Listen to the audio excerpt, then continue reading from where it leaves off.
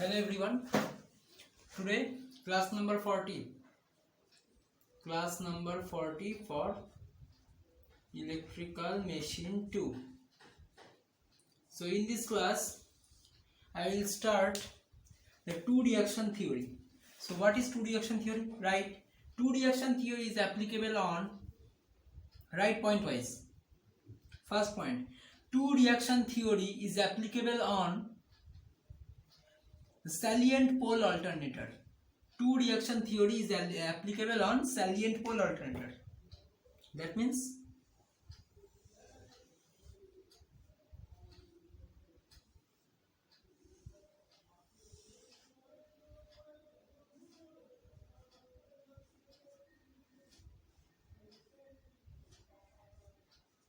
okay, suppose we are considering this is the rotor and over it the rotor windings are installed, that is armature windings are installed, okay, and which is supplied by a DC current, okay, DC voltage source. And when it is rotating in nature, when this armature is rotates when the field system, actually the field system is rotates, in case of alternator the field system is rotates, right? So and there are two axes, okay, this is called rotor axis or called direct axis or D axis, and this is called quadrature axis or Q axis, okay. So right, this is the salient pole alternator. Why? The rotor has the non-uniform shape in special directions of it, okay. So right, in case of salient pole rotor, the air gap is not uniform. That means if we consider the rotor position at any instant, looks like this figure. If we consider the rotor position of any instant looks like in this figure, then the D axis along the D axis the air gap is small. Air gap is smaller compared to than that of the Q axis, okay. So in case of the salient pole alternator, the air gap is not uniform. See, along this Q axis the air gap is larger, along the D axis the air gap is smaller, right? So through the along this what is the significance of it? When the air gap is smaller, then the reluctance is small, right? So the reluctance offered along the D axis, reluctance offered along the D axis is smaller than that of the Q axis. Okay, the reluctance is smaller than that of the Q axis, okay. So next, right, so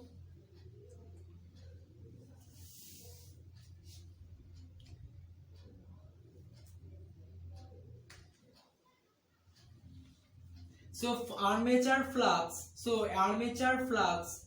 is maximum along D axis, producing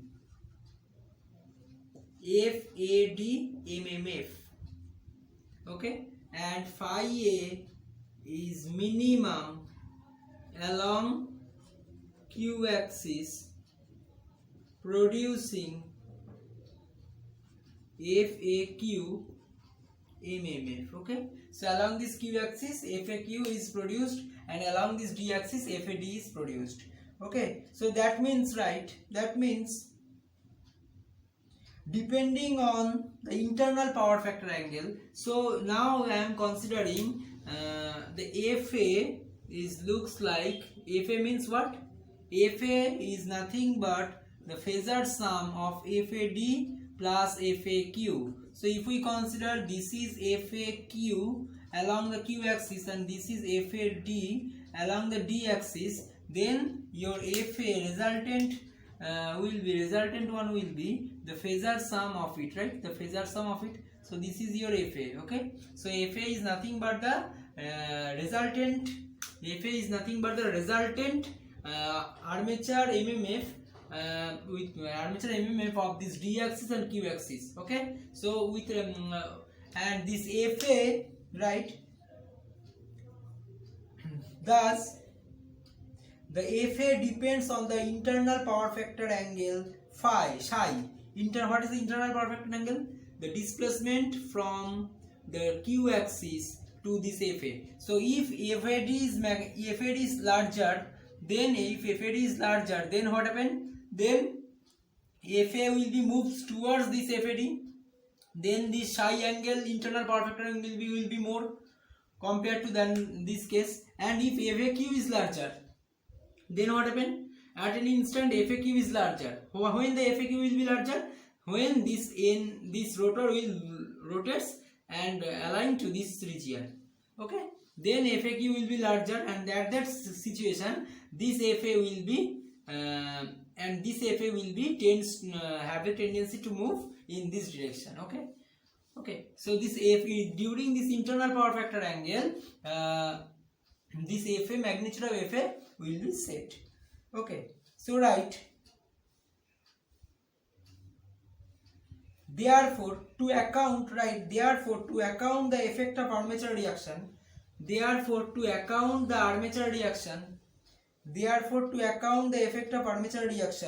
produced by FA,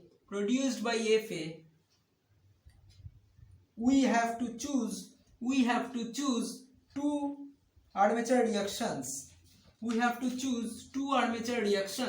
Which one along D axis and another one along Q axis, okay? So write this very much important sentence, okay? So it is two reaction theory, okay? The topic is two reaction theory,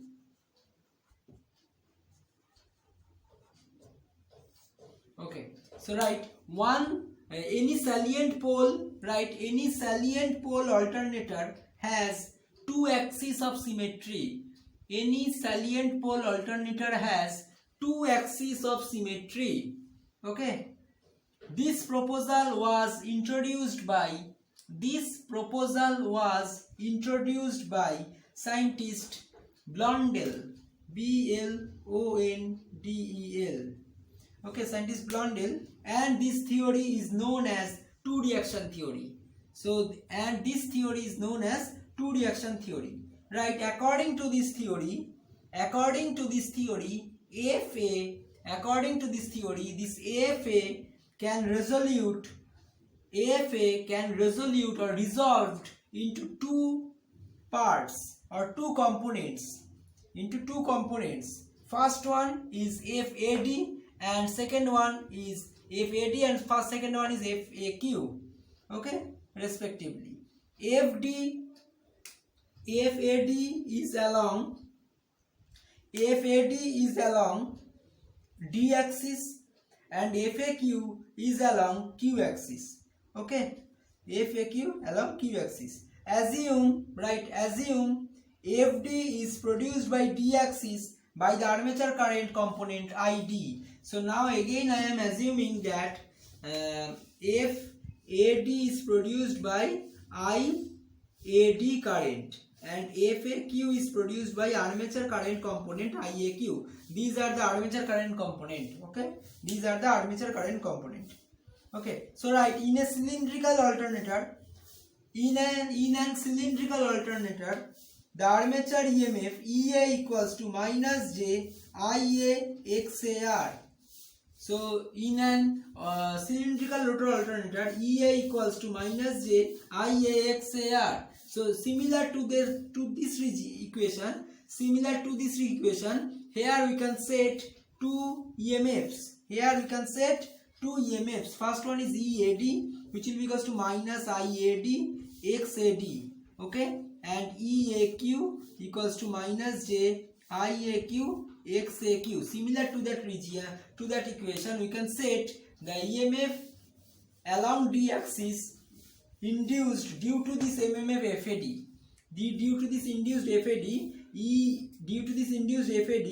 FAD produces a current IAD over here. Okay, FAD produces current IAD, and this due to this current IAD, the EMF induced along this D axis or D axis conductor, that will be EAD equals to minus J IAD XAD, and EAQ equals to minus J IAQ XAQ. Okay, so next write, we know total EMF. Alright, therefore total EMF induced in the armature winding is, the total EMF induced in the armature winding is E dash equals to EF plus EAD plus EAQ, right? So what is EF? We know EF equals to is nothing but VT plus, from the phasor diagram, EF equals to VT plus IARA plus JIA XAL, right? And EAD equals to your EAD equals to plus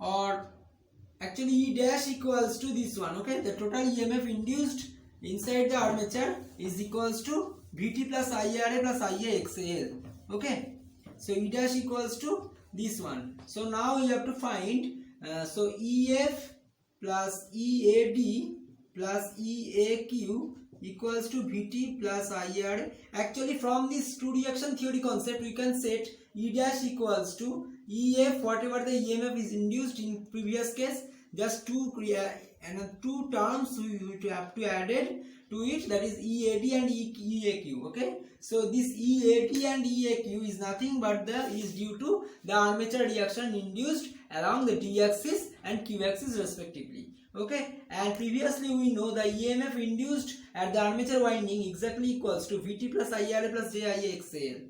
Okay, so we can write from this equation, from these two equations, that EF plus EAD plus EAQ exactly equals to VT plus IARA plus JIAXAL. Okay, so now just put the value of EAD and EAQ over here. So EF equals to, or VT plus IARA, we can write directly, that is EAD and EAQ equals to minus of, so if we change the sides of EAD and EAQ, then it will become plus, right? Then it will become plus. So J IAD XAD and plus J IAQ XAQ. Okay, so this is the modified EMF. This is the modified EMF induced inside the armature. This is a modified EMF induced inside the armature circuit, in salient pole alternator according to two reaction theory. Okay, according to two reaction theory. Here XAD equals to what? XAD equals to, right, the D axis synchronous reactance. And similarly XAQ equals to Q axis synchronous reactance. Okay, so there are three types of angles are there. So what are the angles here is being used? So angles are del, first, that is load angle. Del equals to load angle, which is angle between VT and EF, right? Angle between VT and EF. And second one, psi, that will be equals to power factor angle. Okay, PF angle or power factor angle, and psi equals to nothing but VT and IA. So angle between VT and IA. And similarly another one, that is your theta, that is internal power factor angle, that is angle between EF and IA.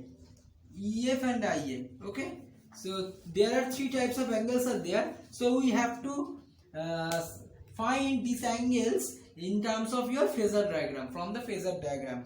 Okay, so what will be the phasor diagram? Suppose we are taking that a reference line. Suppose I am taking a first reference line. Okay, within this line we cannot draw anything. Okay, we cannot draw anything.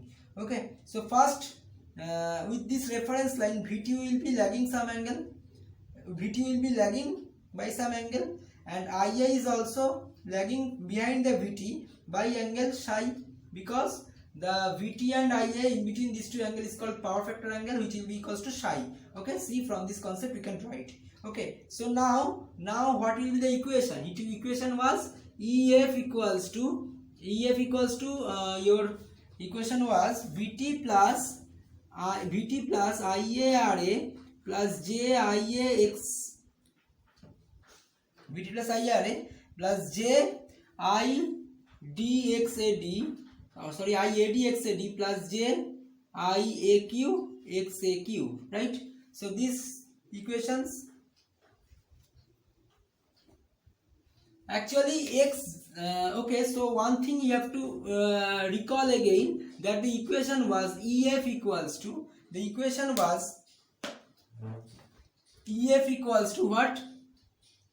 One thing have forgotten to tell you, that EF equals to VT plus, please add it, IARA plus JIAXAL plus JIADXAD plus JIAQXAQ, right?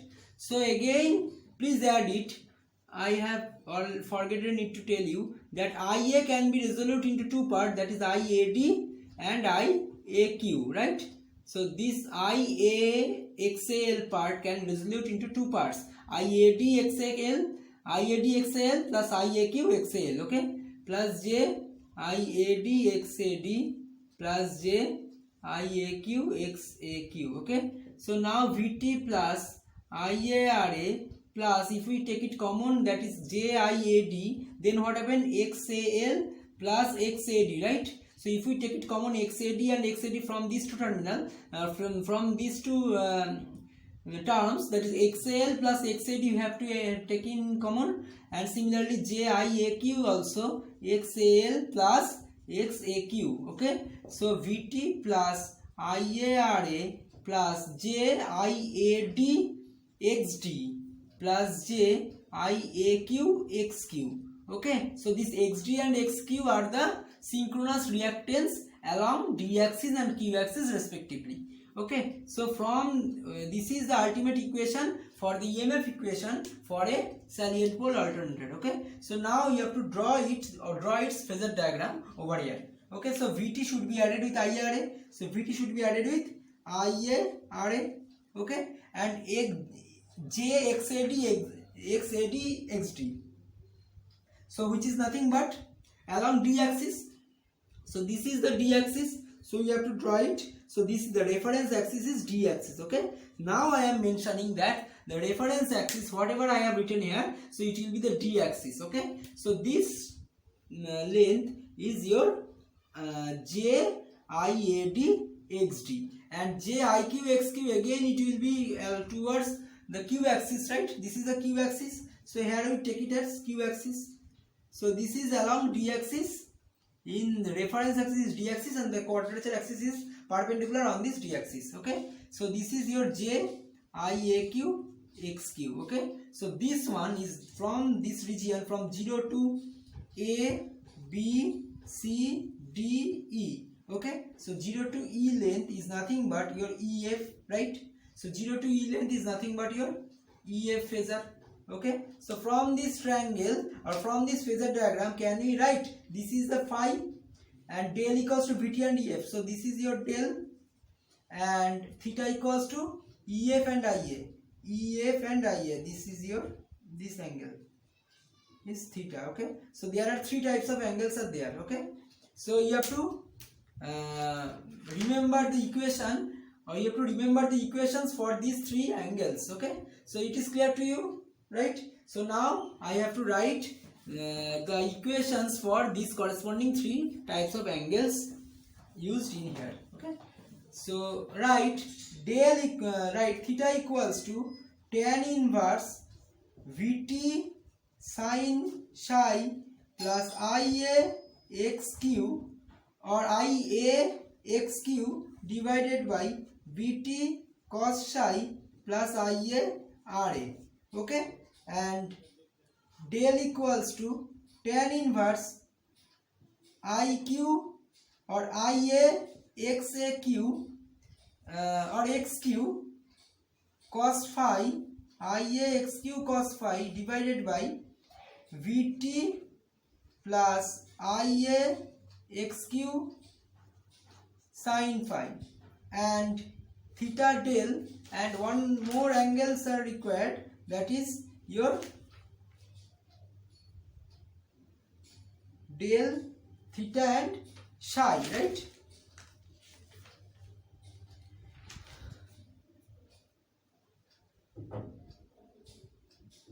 So psi is nothing but your power factor angle, right? So Vt by Ia, so it is very much easy, tan inverse.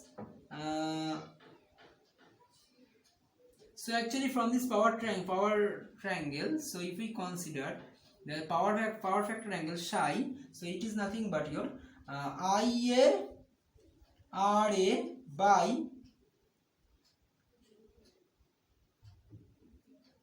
Ia xa.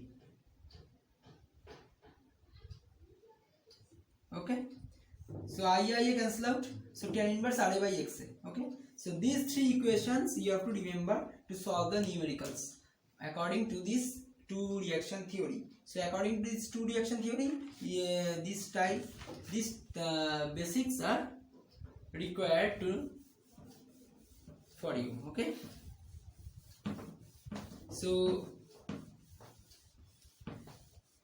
two reaction theory is up to this much. So next day I will start the power flow equations and torque angle characteristics of a salient pole alternator.